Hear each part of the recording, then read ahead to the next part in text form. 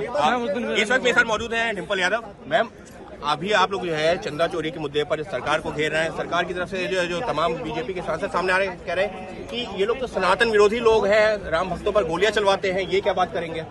बात वो नहीं है, ये लोग इमरजेंसी की बात करते हैं। 50 साल हो गए इमरजेंसी को, आज भी पुरानी बातों को खरोद के लोगों की भावनाओं के साथ खेलना चाहते हैं।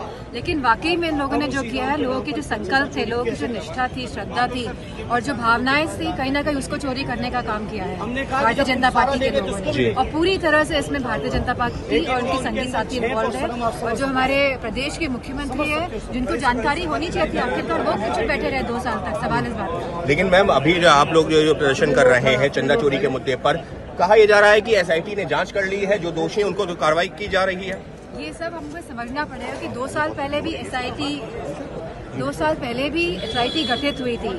जब ऑन प्रूफ ऑन पेपर्स है कि जिस तरह से 2-2.5 करोड़ रुपए की जमीन खरीदी गई और उसके तुरंत बाद 1 घंटा भी नहीं हुआ उसको अपने 16-17 करोड़ में उसको फिर से ट्रस्ट को भेज दिया। तो आखिरकार एसआईटी की रिपोर्ट कहाँ है इसके लिए?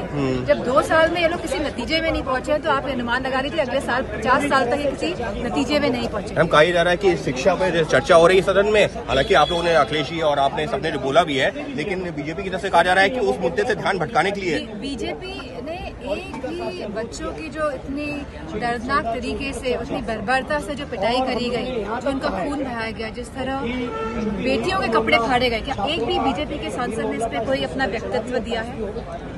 आप समझ सकते हैं कि ये कितने मौन किस्म के लोग हैं जो अपनी आवाज तक अपने पार्टी में और अपने नेताओं के समक्ष नहीं रख पाते। तो आप समझ लीजिए कि इनका जो पूरा डेमोक्रेटिक सिस्टम किस तरह का है इनकी पार्टी का। डिम्पल यादव यहाँ पर सवाल खड़े करते हुए बीजेपी केंद्र की, राज्य की सरकारों के ऊपर। अंकित गुप्ता, एबीपी न्यूज, दिल्ली।